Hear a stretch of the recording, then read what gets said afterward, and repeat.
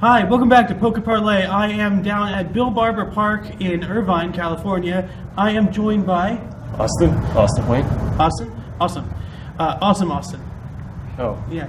Thanks. The awesome Austin. Yeah. Anyway, so what brought you into this game? Like, how did you hear about it? Why did you join? And what do you like about it so far? I think I was introduced to this game through word of mouth. I mean, it was just something I heard about on the side in the tech news. Oftentimes, I like to visit, tech blogs concerning electronics, and this is one, I guess, item of interest that came up. And I met up with my friends. We discussed the potentials, the potential for this game. And what we found was that this to be the very first AR-based game that's ever popped up in the mobile, gaming, world. I guess that would be true, but not to be a smarty pants, but Niantic, the developer of this game, made a previous game called Ingress, and it's also augmented reality based. So. Oh, well, as a matter of fact, that's probably correct. Yeah. In fact, I've also been told that that Pokemon Go did derive a lot of the map data from Ingress. Some players submitted requests to install Pokestops, I guess, and I believe over time a lot of the response have become randomized. A lot of it is based on prior data that was mined from Ingress. That's true. Now, getting into the nitty gritty, you know about the whole buddy system. Have you read a little bit about that at all? Not that I know of. I believe. That's probably something that's been. I've heard this mention of on the side, but I don't have too much information about it personally. But my understanding, I guess the buddy system. Are you referring to one where you can have a select Pokemon follow you around on the map? I guess. Yes. Yeah, I've heard about a couple of rumors about that on the side. I'm told that they're introducing something like that.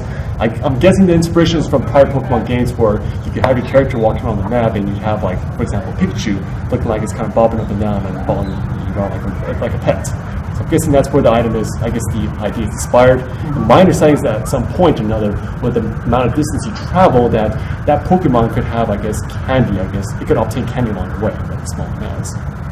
That's a really, that's more or less the extent of my knowledge about that.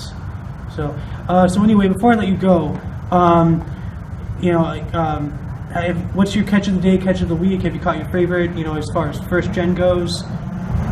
I think my catch of the week has been the Flareon. I just caught about an hour ago. Flareon level 34, and I've used that to help take down a gem, or at least to occupy a gem. So that's been pretty epic for me. Yeah. And one more last thing. What? Oh, okay. Okay. One more last thing. Okay, hold on. So what was it? Okay. One more last thing. If you have any questions that you can ask me that I can answer to you right now, or if you have any tips or tricks you think that you can give to the community watching this video, or if you have anything you want to talk to Niantic about, praises, comments, concerns, grievances, anything like that, anything on your mind about this game, let it out there. I think a couple of questions I would have is, first for Niantic, and this is a very broad question, what would be their vision for this game, maybe a year, 2 years down the road? Are there plans to, for example, introduce some player versus player battles, maybe introduce a reward system for participating in such battles? And I guess in the near future, would there be an interest in having major international events for legendary Pokemon? All right, and that's it. Yeah. All right. Awesome. Well, we can thank our cameraman Ted, Ted the Not Red, who is looking at me very angrily right now from behind the camera. I am, of course, Aeoxander, and I am joined by Austin. Austin. All right. Thank you very much.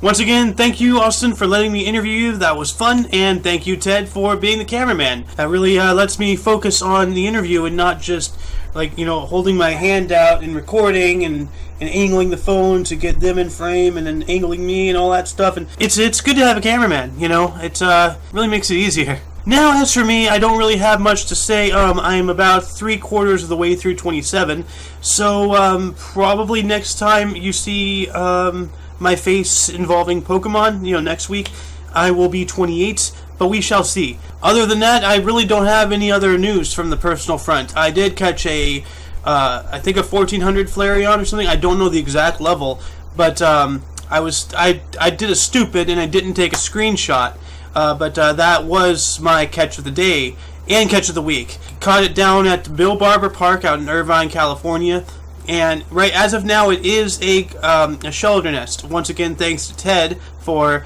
finding that out in one way or another. So that's about it. So until tomorrow, or until later today if you see my vlog or whatever. Toodles. Oh yeah, wait, I retract that, Toodles, and you can check the underbar for any links you may be interested in. Don't forget to look right and left at every intersection and rate 5 thumbs and subscribe if you do so wish. Now I Toodles.